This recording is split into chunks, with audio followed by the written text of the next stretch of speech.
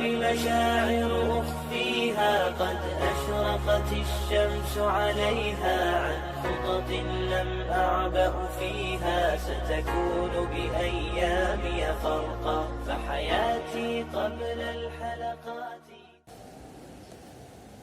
Kita harus memahami bahwa di dunia ini kita akan bertemu dengan kawan, ada juga lawan. Kenapa demikian? Karena di dunia ini ada orang yang baik, ada orang yang jahat. Menganggap semua orang baik itu menyalahi fakta. Begitu pula menganggap semua orang jahat itu juga menyalahi fakta dan tidak sesuai realita.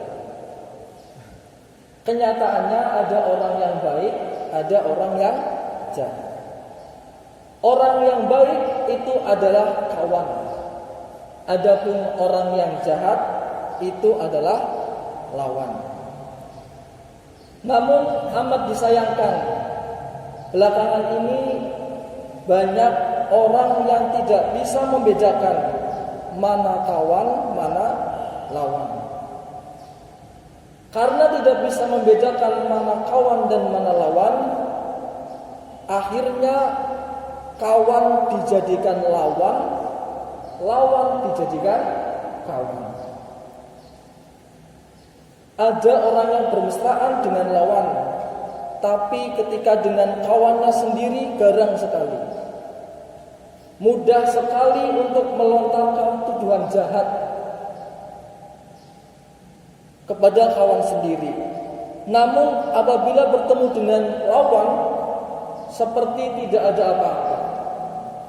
Maka pada kaidah subuh yang lalu kita sudah membahas antara yang sekian kalinya adalah pada subuh kali ini adalah kaidahnya bedakan antara lawan dan kawan. Bedakan antara lawan dan kawan. Bedakan mana teman, mana musuh. Lalu untuk mengetahuinya bagaimana caranya? Terkadang kita tertipu dengan penampilan seseorang. Senyumnya ramah, rapi, ternyata copet gitu ya. Atau pakai jas, pakai dasi, menjanjikan sekali. Ternyata koruptor. Mungkinkah ini terjadi? Tentu mungkin. Dan inilah realitanya. Lalu bagaimana cara kita mengetahui mana lawan dan kawan? Yaitu dengan cara memahami keterangan yang disampaikan oleh Allah Subhanahu wa taala. Kenapa Allah? Karena Allah tahu mana orang yang baik dan mana orang yang jahat. Kenapa Allah tahu? Karena Allah tahu isi hati makhluknya. Tidak ada orang yang bisa berpura-pura. Sehingga kita perlu membaca penjelasan Allah. Siapa musuh-musuh kita? Allah Subhanahu wa taala menyampaikan dalam surat An-Nisa ayat 45. Wallahu a'lamu bi'a'daikum. Dan Allah lebih mengetahui daripada kamu tentang musuh-musuhmu. Lalu siapa musuh kita?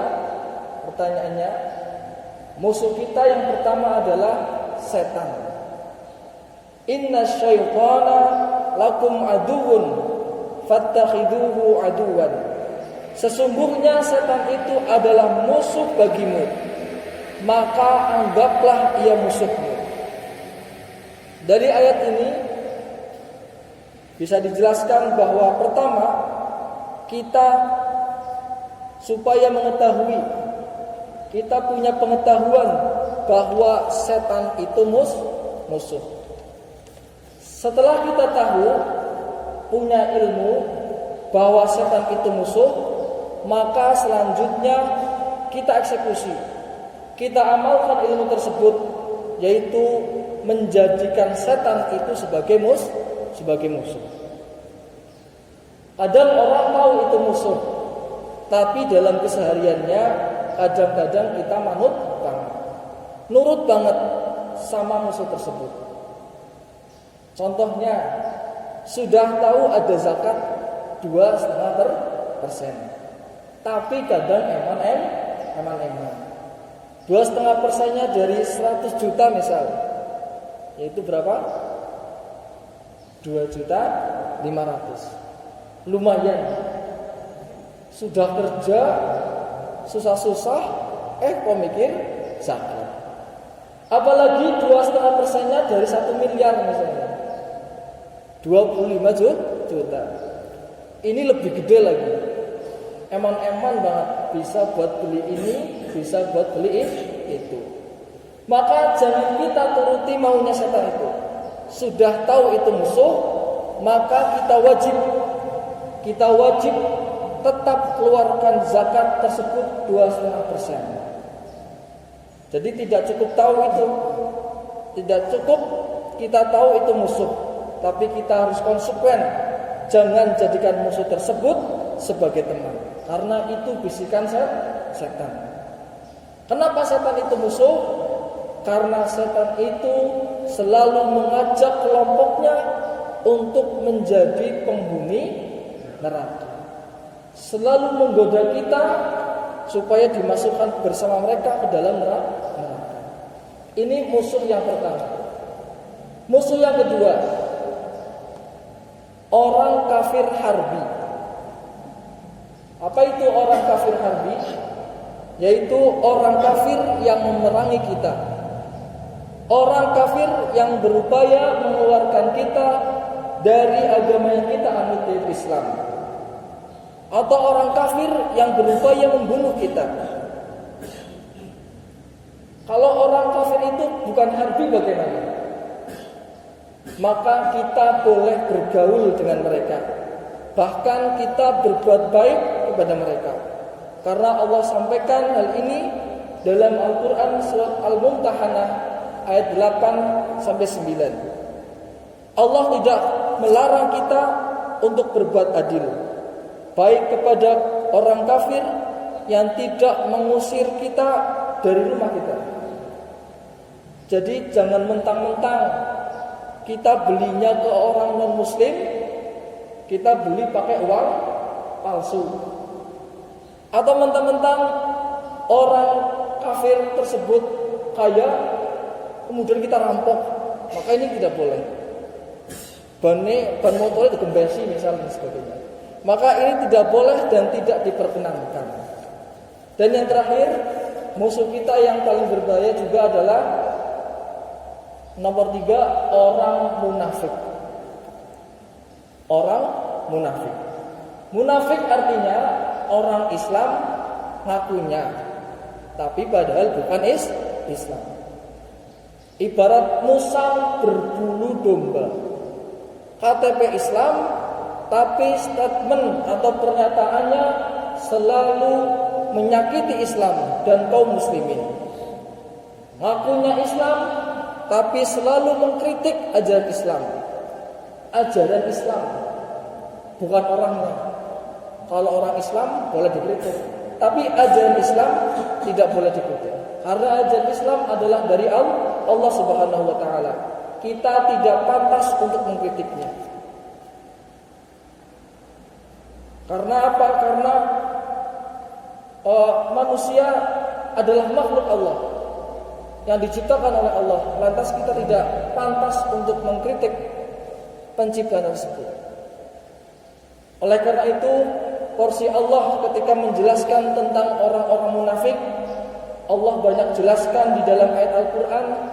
Di dalam surat awal Al-Baqarah, Allah membicarakan 3 jenis manusia, yaitu orang kafir, orang mukmin, dan orang munafik. Berapa ayat Allah menjelaskan atau membicarakan masing-masing orang tersebut? Kata Ibnu Qayyim Al-Jauziyah, Allah membicarakan orang mukmin atau orang yang beriman ada 4 ayat. Adapun orang kafir ada 2 ayat. Tapi orang munafik ada 13 ayat. Banyak ya? banyak. Berarti orang munafik penting banget seperti itu? Tentunya tidak. Bukan karena penting banget, tapi karena berbahaya sekali. Sehingga Allah perlu menjelaskan bahayanya dalam 13 ayat tersebut. Maka berhati-hatilah dengan orang munafik. Begitulah yang dapat kami sampaikan.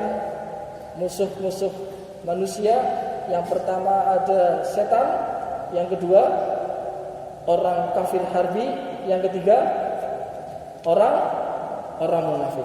Mudah-mudahan kita menjadikan kita untuk waspada, dan mudah-mudahan kita dapat menghindarinya. Sekian yang dapat kami sampaikan. Mohon maaf apabila banyak kata yang kurang berkenan. Wabillahi taufiq wal hidayah. Wassalamualaikum warahmatullahi wabarakatuh.